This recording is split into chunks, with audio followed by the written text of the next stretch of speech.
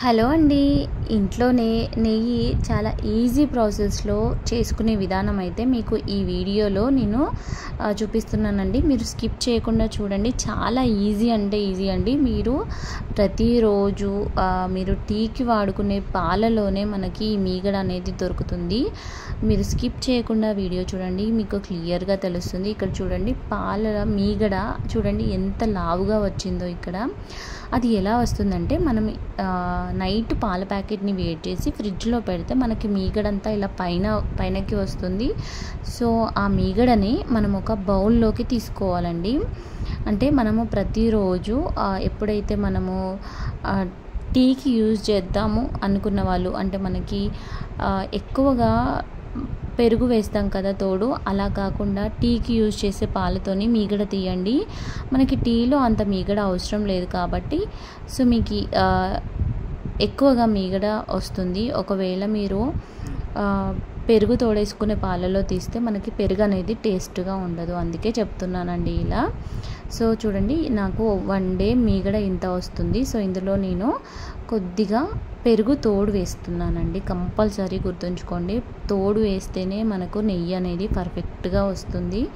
So నేను first day రోజే ఇలా మీగడ తీసి కొద్దిగా తోడు వేసి ఆ డే అంతా ఆ మీగడని బయటనే పెట్టేస్తాను. ఇక్కడ చూడండి, నాకు 1 వీక్కి ఇంత మీగడ అయింది. సో నేను తోడు కూడా పెట్టాను కాబట్టి ఇలా మనకి పెరుగులాగా అయిందన్నమాట. సో ఇందులో మనము ఇప్పుడు ఒక జార్ తీసుకొని, జార్లో నేను హాఫ్ ఆఫ్ ది మీగడని నేను అందులో వేసుకున్నాను. ఫస్ట్ హాఫ్ వేసుకుంటున్నాను, ఎందుకంటే మొత్తంగా ఎక్కువగా పడితే మన పైన చిల్లే అవకాశం ఉంది కాబట్టి మీరు హాఫ్ వరకు మాత్రమే, అంటే జార్లో హాఫ్ వరకు మాత్రమే తీసుకోండి, ఎక్కువగా తీసుకోకూడదు. సో మనం ఇలా ఈ ప్రాసెస్ చేయాలన్నమాట. మీగడ ఒక 1 వీక్ తర్వాత మీకు ఇప్పుడు మీరు ఒక 4 డేస్ తర్వాత కూడా మీకు 1 జార్ అయితే కూడా తీసుకోవచ్చండి. కానీ నేను 1 వీక్ ఒకసారి ఇలా చేస్తూ ఉంటాను. పిల్లలకి ఉగ్గులో కానీ, లేదంటే వాళ్ళకి కారంగా ఉన్నప్పుడు రైస్లో కానీ వేయడానికి చాలా టేస్టీగా ఉంటుంది. సో మన ఇంట్లో చేస్తున్నాం కాబట్టి చాలా టేస్టీగా ఉంటుంది, పిల్లలకు కూడా చాలా మంచిది. సో బయట కొనే కన్నా ఇంట్లోనే చేయడం అనేది చాలా మంచిది. సో అలా చేసుకోవాలి అనుకునే వాళ్ళకి తెలియకపోతే ఈ ప్రాసెస్ అనేది యూజ్ అవుతుందన్నమాట. సో నేను ఇలా హాఫ్ ఆఫ్ ది మీగడ నేను ఇలా జార్లో వేసుకొని మిక్సీ చేశాను. ఒక 2 టైమ్స్ తిప్పాను అంతే అండి. ఇక్కడ చూడండి ఎంత వచ్చిందో మనకి వెన్న అనేది, చూడండి ఎంత బాగా వచ్చిందో. సో దీనిని మనము ఇంకొక బౌల్లో తీసుకోవాలండి. ఇంకొక బౌల్ తీసుకొని అందులోకి నేను జార్ నుండి ఎలా తీస్తున్నానో ఒక్కసారి చూడండి క్లియర్గా. మనము జార్లో మనకి చల్ల కూడా ఉంటుందండి, అంటే వాటర్లా ఉంటుంది కదా. సో అది రాకుండా మనం ఇలా ముద్దగా చేసుకోవాలి. ఈ వెన్నని మెల్లమెల్లగా ముద్దగా తీసుకొని అందులో చల్ల ఉంటుంది కదా, సో దాన్ని ఇలా ప్రెస్ చేస్తూ ఒక రౌండ్గా చేసుకున్నాను. ఇలా చేసుకున్న ప్రాసెస్లో మనకి చల్ల అనేది వెళ్ళిపోతుందన్నమాట. సో ఇలా చేసుకొని ఒక బౌల్లోకి తీసుకున్నాను. ఇదే ప్రాసెస్లో మనం ఇంకో జార్ కూడా చేయాలన్నమాట. మీరు స్కిప్ చేయకుండా చూడండి, మీకు ఈజీగా అర్థమవుతుందండి. స్కిప్ చేస్తే మళ్ళీ అర్థం అవ్వదు. అలాగే ఈ వీడియో నచ్చితే ఒకసారి లైక్ చేయండి, అలాగే మా ఛానల్ని సబ్స్క్రైబ్ చేసుకోండి. మీకు మంచి మంచి రెసిపీస్ అయితే మేము మీకు తెలియజేస్తామండి. సో ఇలా మనము ముద్దగా తీసుకోవాలి. ఈ చల్లని మనము కొద్దిగా సాల్ట్ వేసుకొని తాగొచ్చు, కానీ 1 వీక్ అయితే ఓకే. ఎక్కువ రోజులు ఉంటే మాత్రం ఫ్రిడ్జ్లో ఉంచుతాము కదా, సో మనకి కోల్డ్ అయ్యే ఛాన్సెస్ ఉన్నాయి కాబట్టి ఈ చల్లనైతే ఎవ్వరూ తీసుకోకండి. ఒకవేళ 1-2 డేస్లో మీకు ఎక్కువగా మీగడ వస్తే అప్పుడు చల్లని మనం తాగొచ్చు అన్నమాట.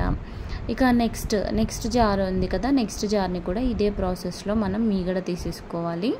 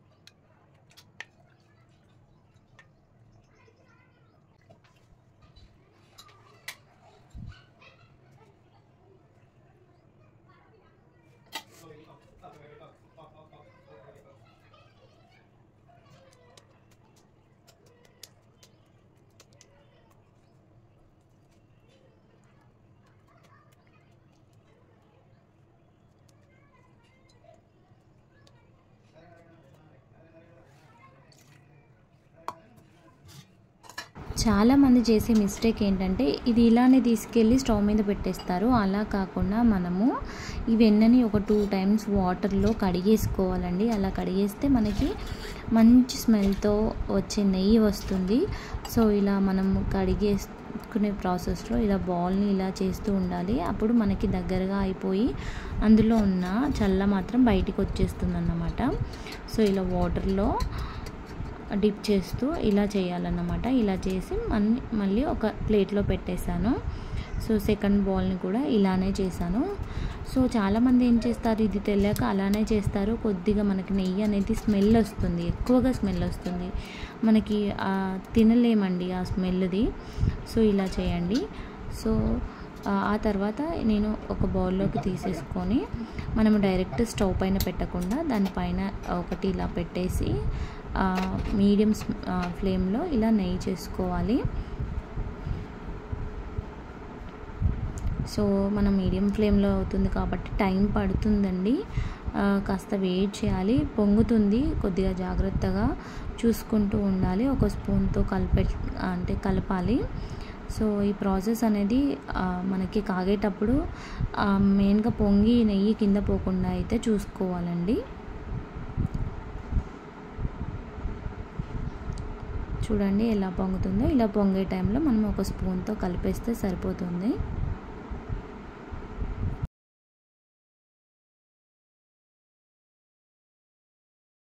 చూడండి కొద్దిగా మనకి నెయ్యి అనేది కనపడుతుందండి. చల్ల అంతా మనకి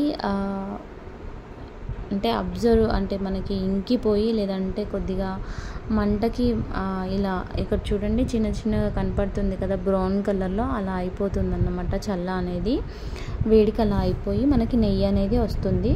ఇక్కడ క్లియర్గా తెలుస్తుంది కదండి. సో నెయ్యి ఆల్మోస్ట్ వచ్చేసింది.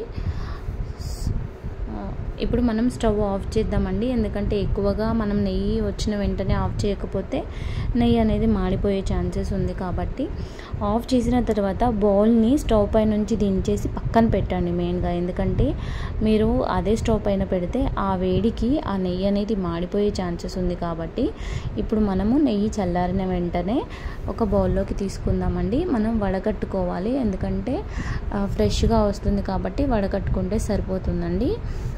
ఇప్పుడు చూడండి ఇక్కడ నేను మనకి లోపల ఇక్కడ చూడండి అంతా మాడిపోయింది చూడండి, అది చల్ల అన్నమాట. మిగతాదంతా నెయ్యి. స్మెల్ అయితే చాలా బాగా వస్తుందండి. సో టేస్ట్ కూడా చాలా బాగుంది. మన ఇంట్లో చేసుకునే నెయ్యి బయట కొనే నెయ్యికి చాలా డిఫరెన్స్ ఉంటుందండి. ఒకసారి మీరు కూడా ట్రై చేయండి వీలుంటే. అలాగే ఈ వీడియో నచ్చితే తప్పకుండా లైక్ చేయండి. నేనైతే ఇప్పుడు మా చిన్న బాబుకి ఉగ్గులో వేయడానికి నేనే చేస్తున్నాను. బయట తీసుకురావాలంటే కొద్దిగా భయంగా ఉందని నేను ట్రై చేశాను అన్నమాట. ప్యాకెట్ పాలతోనే ట్రై చేశాను. మీరు కూడా ఒకసారి ట్రై చేసి చూడండి. Thank you for watching.